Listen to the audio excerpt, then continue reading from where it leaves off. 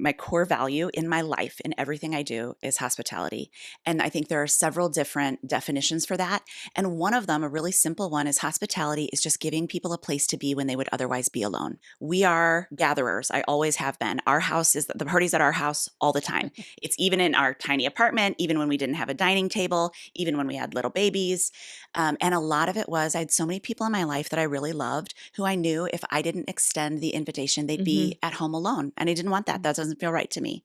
And so it never has to be extravagant. It never has to be a performance. A lot of times it's like, I want someone to give you a plate of hot food at the end of the week and look you in the eye and tell you I'm glad you're here. And so to me, hospitality is really simple, but it's a meal by meal, hour by hour building of something larger than ourselves. But I do think that so many people resist having people over because they think it needs to be perfect. And it's really just a matter of opening up a bag of nuts. It really is. Have some salsa and chips and some water, tea. It doesn't have to be extravagant. I'm not just inviting you into my home.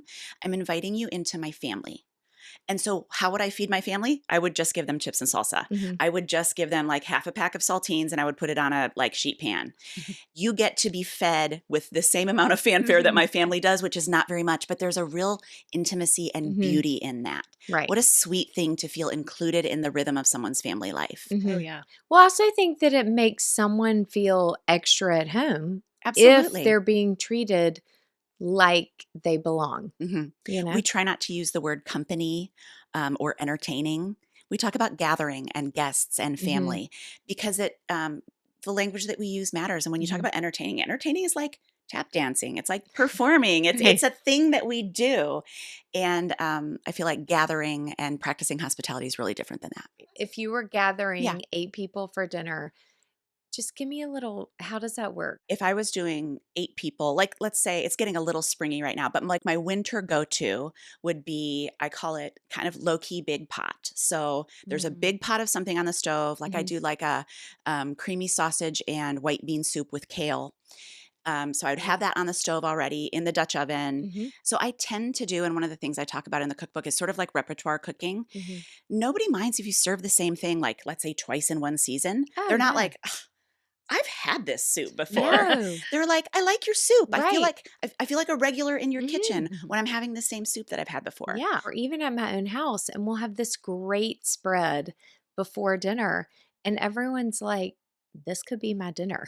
And I kind of think it could be. I could sit and just enjoy those yummy snacks as a meal. We have found that like happy hour or wine and cheese is a really great way to do things. Lots of people have dinner reservations or they have show tickets, or if they have little kids, they need to go do like bath time, bedtime. Yeah. Come over for a glass of wine in front of the fire. And, from 5 to 7. And then no one's expecting a full dinner. Right. You just do like beautiful, tiny little snack, just giving people just a taste. The point is to be together, to tell a couple stories, again, to look someone in the eye so someone knows where they are in the course of a week. Someone asks them a good question. So a lot of the gathering we do is more like snacks and happy hour than the full meal. And you don't have to have a big apartment. You don't have to have fancy stuff. You just have to be the one that's willing to make the invitation. People love being invited. They love feeling included in your life. And so I'm always willing to be the first one to invite.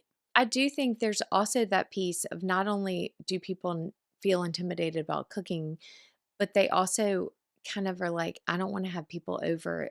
My house doesn't look perfect or whatever. And I just hate that. If you set the standard that if you only need like 6 hours notice and I'm going to be like full makeup and everything's going to be formal, then that's kind of the standard you're setting for your friends. And I always want to do the opposite. I always want to be like, come on in, let's keep this easy. I'll do it if you do it. Okay, well then I might be setting a good standard because there are a lot of times when I am standing in the kitchen in my exercise clothes, I'm like, okay, everyone, someone needs to listen for the door. I am going to get dressed right now. Y'all can handle the first 10 minutes. I'll be back in 10 minutes. Absolutely, yes. But again, if the alternative is you don't do it, right.